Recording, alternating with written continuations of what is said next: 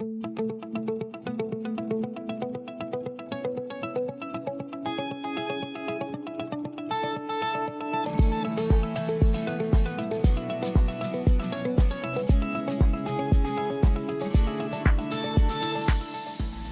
is Rich Long with the Learning First Alliance, and I'm here today with Jennifer Sack from Tulsa, Oklahoma. I'm a school counselor at Booker T. Washington High School. Brian Coleman, a school counselor working in Chicago, Illinois at Johns College Prep High School, and the 2019 National School Counselor of the Year. Kristen Nye, elementary school counselor from Wilmington, Delaware, where I work at Anna P. Mote Elementary School. Thank you all for being here. You're here part of School Counselors Week, and almost everybody agrees that school counseling is one of the vital elements as we move forward. But how is the school counseling profession changing to meet the changing demands of students? I think so much has changed in the last 5 years about how we are interacting in the education realm. And what I'm noticing in my school is that a lot more students are exhibiting a lot more mental health symptoms earlier. I'm starting to see significant mental health issues in kindergarten, first grade, second grade. And so as we're getting that increased mental health need, the public is looking to schools to be the place where we address those things. And so we've kind of had to shift some of our mindsets in how we interact with our community and what resources we can provide and continue to be that hub for those supports. Are you seeing the same thing? Absolutely. I think in my school, we, in the last few years, started a behavioral health team to really address some of the needs, not only from the community, but also the needs we're seeing in our school around behavioral issues, social emotional issues, mental health issues. How are we able to assess and identify what's going on for students, refer them out for additional care as needed? And then what are we doing at the tier 1 level, looking at our curriculum and our large scale intervention to support the whole school community? Because related to a lot of the mental health issues we're seeing issues of culture and climate. And how can we reposition ourselves in that conversation and in those interventions as school counselors at the school level? That's become really important. I agree. We're seeing the same issues at the high school where I'm at. Definitely an increase in the demand for mental health support over the last several years.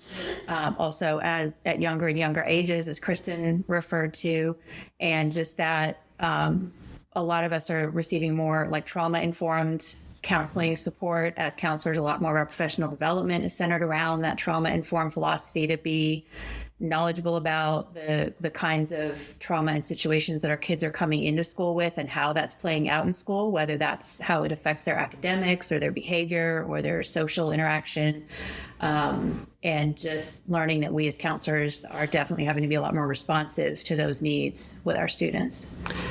You mentioned in your opening remarks that the mental health needs of kindergartners and first graders. Yes. What type of issues are you seeing?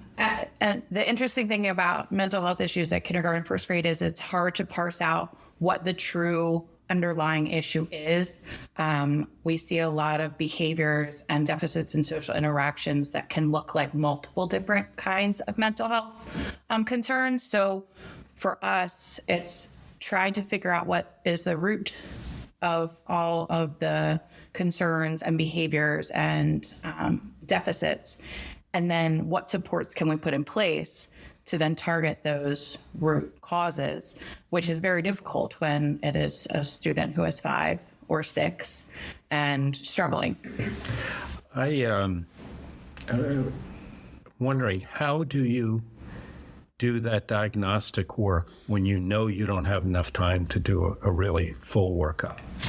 I think, well, I'm lucky to work at a school where I'm the counseling department chair, but I'm a team of 6. In addition to our 6 counselors, we also have 2 social workers and a school psychologist. So what we really learned is that you really have to bring your stakeholders in for support. It's not something that I can do by myself, nor is it something that the counseling team can do in isolation. For example, when we did our school level screening this year, we partnered across all of the members that I just mentioned of our BHT, in addition to partnering with all of our English teachers to get into, because English is one class that all of our high school students have. So we were able to push into the classroom and then get that survey out to students. We went through the process of clearing it with parents and making sure they're aware of what we're up to. But that was the only way for us to do it quickly, because we have no other means by which to do that quickly. We have no means by which to get in front of students otherwise. So it required not only informing our students, what are we asking of you, informing our parents and guardians, what are we asking of your students, and letting our school community know this is why this is a need and it's important. It's something that ideally contributes to making all of our work better and easier and supporting the health and wellness of our students.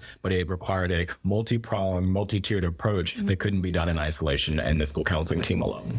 You're nodding your head as I completely agree with Brian. At the high school level, it's easier for kids to self-identify too and say, I think I'm really struggling with anxiety or depression or, these particular mental health struggles. Whereas with elementary, the kids aren't necessarily coming to you and saying, I'm having this mental health struggle. So, very similarly at my school to what Brian does at his, there's some tier 1 reach outs where we will go into a classroom and say, these are the supports we provide, or we'll send information out to a whole group of parents and say, look, we're going to bring in, this screening opportunity. Do you want your child to participate, and give parents an opportunity to do a screening that way? And then if anything flags with a student, there's some follow-up that can happen. But again, just individually responding to kids as needs come up. But we as the counselors, there are 4 of us at my school, and every opportunity that we have to get in front of kids, we try to tie mental health question into whatever we're doing and just say, okay, now we've talked about all this. Now it's also, while we're together, how are you doing mental health wise? How's your stress? Are you managing things okay? Do you feel like you need anything? Just more and more outreach and opportunities for kids to share that and say, hey, I think I do need some support. So I think that's some of the difference between elementary and high school too, is the ways you can reach out and the ways your kids can be a part of that process. how do you then do at the elementary level? I was just very jealous of Brian when he just said he had all of those support staffs. Elementary is something that has kind of been like on the come up.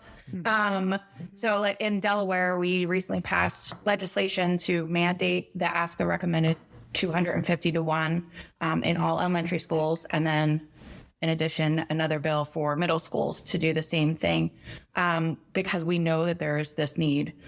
Even so, I only have myself, one other counselor, and a school psychologist for our entire school. How many in your school? So there's 330, but of those 330, almost 100 are special education, and 60% are multilingual learners, and we are 100% free breakfast and lunch. So all of those characteristics together really have shown a great need in our school, so much so that we got to hold on to our second counselor, even though the numbers were low because of the needs. But it can be overwhelming at times. Our district recently did implement a universal screener for social, emotional, and behavioral health, and we're doing that K through 12. The teachers fill it out for kindergarten through 3rd grade, but then starting in 4th grade, the students are doing that themselves. And for our youngest learners, the why we're having them start to self-identify is, do you have a coping strategy? And do you have a trusted adult here at school? Because if we can get those 2 things, then we feel like we can intervene with the student. But if we don't have those 2 things, then that's where we need to start. Mm-hmm. That's a really insightful self-analysis, so to speak, of your building and capabilities. There was an article published in a British journal by a British psychologist questioning the explosion in mental health needs of students, because that's happening in Europe as well. And her observation was, we might be over identifying kids with clinical problems, clinical depression and clinical anxiety, because that's, the kids are self-reporting. Are the kids sophisticated enough to self-report, or is just they're, in a sense, raising their hand and saying, I have issues? Really, you just need that to open the door. I think there's some blurred lines there that, yes, there may be kids who are identifying themselves as, I have anxiety versus, well, is that, do you have a clinical anxiety condition? And so there is some, maybe some gray area there between whether kids are actually appropriately diagnosing themselves. But I don't think they're completely wrong. I think kids are also more comfortable talking about mental health. So you are getting more kids coming forward who maybe wouldn't have before, because there is less of a stigma around that now, and being able to say, yes, I feel like maybe I have some mental health struggles. Let's come back to stigma in a minute. But at the elementary level, how is this self-reporting?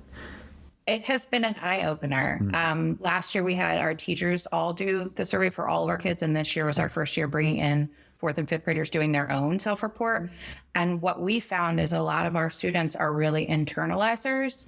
I think that's culturally how they have been raised to handle issues. And surprisingly so, we found more students to intervene with on an emotional level that we would have never expected, and they would have never self-reported. So it was a very interesting find for us that when they had the opportunity to be asked specific questions about how they're doing emotionally, how they're doing socially, that they were honest, and it showed an increase in some of our internalizer students who are quiet, who follow the rules, who do what is asked of them, and have flown under the radar for so long. There's a lot to be said for flying under the radar. That's how I got through. Getting back to the stigma idea, though, how is one of the things I've seen in talking to young adults and older teens is that they're willing to talk among themselves and to say, hey, I need this, but not their parents. That is a consistent theme. I think, especially when we're thinking late teens, developmentally, a lot of the students that I work with, there's a lot of in-group, peer-to-peer relationship cultivation in a way that's moving away from the family constellation. And I think there are a variety of reasons that it's difficult to talk to parents around mental health issues. A part of it is the ways in which we talk about social emotional learning with language and context in ways that didn't exist maybe 10, 15 years ago in mainstream language and culture, thinking 25, 30 years ago. And I think so many of our parents and guardians came up in schools where social emotional learning wasn't part of their experience. That wasn't normalized. So a lot of this language and awareness has come after they've left their structured educational experiences. So when students are coming home with this language or awareness, that can be very affronting to parents. That can be very confusing. And I think, at least what I've seen, is that a lot of parents don't know how to have the conversations with students, particularly around mental health, when they're not necessarily in place to dialogue and reflect on their own mental health in a consistent way, or in a way that shows a lot of knowledge, awareness of depression, anxiety, a lot of different mental health issues. There's what you read and there's what you see in pop culture and in the media. But when it comes to reflecting on what you're going through, or having the tools and supports, if you know you're going through something, unfortunately, so many of our parents and guardians just don't have that. We don't have enough mental health resources in our communities to really make it simple, accessible, and even normalize that this is an appropriate thing that our families should be doing. There's a lot of stigma, and there are cultural components of that as well. But there's a lot of stigma and inaccessibility when it comes to mental health support. So when students are getting all these supports in schools, I don't think that our culture and communities have been able to keep up with the need, the demand, or the language. One of the things they mentioned about access in the literature is pretty clear that, when a kid comes forward and says, I need this, and if there aren't services available, what happens then?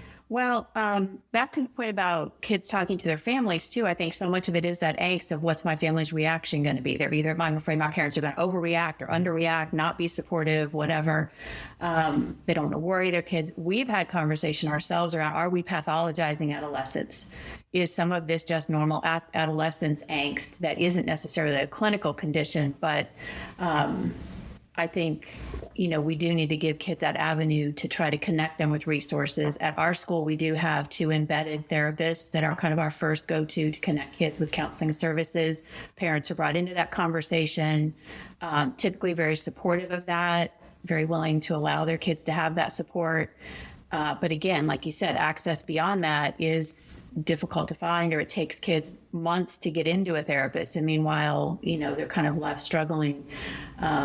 So it is, I think community wise, we do have a long way to go to really get enough supports and quick access to get kids connected right away. I think it's also important to highlight, going back to the research or the article that you described earlier, there's a difference between what students are recognizing in themselves and able to communicate. That also requires them building self-advocacy skills, and we're a huge part of that work. And then there's the other piece of, to what extent is it considered clinically significant? I think I come from the model of, regardless of what the quote label may be in the end, let's look at the symptoms. What are you presenting with, and how is that impacting your education? Because regardless of what we call it, we need to put in some level of intervention and support no matter what. And that's where a lot of the focus, I think, needs to be, because I agree that the pathologizing of a lot of different behaviorals, that can be a significant problem. But we know on the ground, and I can speak for myself in the school, when I'm seeing a student who has significant anxiety or significant depression in a way that they're not able to access or engage in their education, regardless of what I'm calling it, I need to do something, and I need to work with our school team to do something. How does this modeling of pathology, of ability to label? I think in elementary school, just generally, there are a lot of acknowledgments of mental health conditions. When you look at community resources, a lot of community resources don't start until adolescence. So there's an even greater barrier to access for mental health supports for our 5 to 10-year-olds.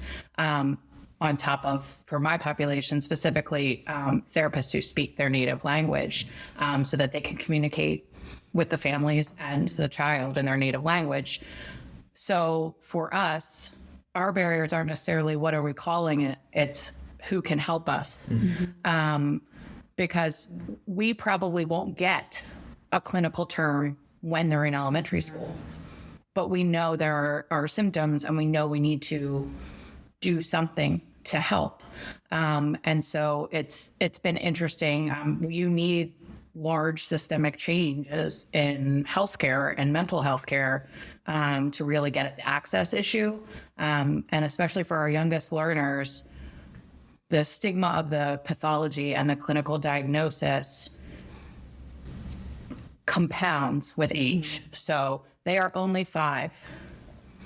And so what thing do we want to call these symptoms now that will not impede them later? Sure. Affirmative psychology, how does that play into your practices and your systems? I think what all students need to know is that we all can be dysregulated. Every brain on the planet goes through dysregulation. And so when we normalize that there are moments in your brain that it's not going to work the way you want it to, and things aren't going to work out the way you thought they were going to, what do we do now? And what are your coping skills, and what are your ways to handle it? Then those become like your weapons against the dysregulation. And they're giving themselves the tools they need to really address any kind of dysregulation that's going to happen in their life. So leaning into those skills really is important and impactful for all of our students, regardless of symptoms, because everybody's brain is dysregulated at some point or another in their life. And I would add on to that, it's just that we all learn in different ways. We all navigate the world in different ways. All of our experiences change us, and that isn't a bad thing. It's a wonderful thing. I've been talking about for several years that we're all unicorns, and some people laugh and some people roll their eyes, but I do think it's important that we help students understand what makes them special, what makes them unique. And when they understand that, be it skills, be it experiences, be it identities, be it behaviors, they can leverage that to really go toward whatever their version of success is. And how can we really bring out the special in each of us in a way that isn't stigmatizing, right?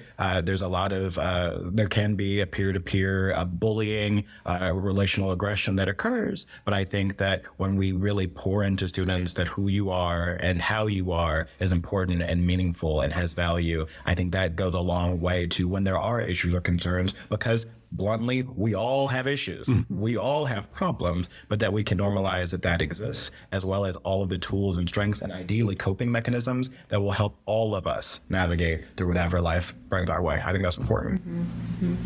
I suspect that the elementary level, and Christine can correct me if I'm wrong, but that very often mental health support ends up looking like a behavior intervention plan. That you're really focusing on the behaviors. And like you said, whether you're identifying the underlying mental health condition or not, you're focusing on those behaviors. And back to like, how do we play to a student's strengths and attributes?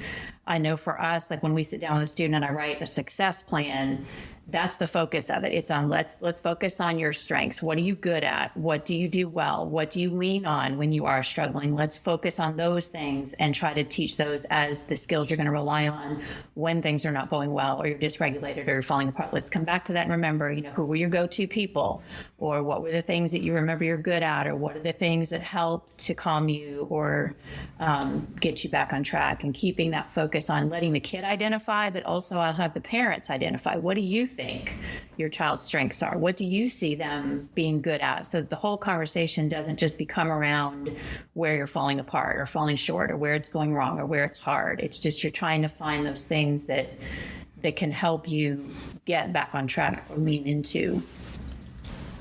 There are a lot of changes going on in the counseling, mental health side of things. A lot of problems getting therapists in front of, counselors in front of, information in front of.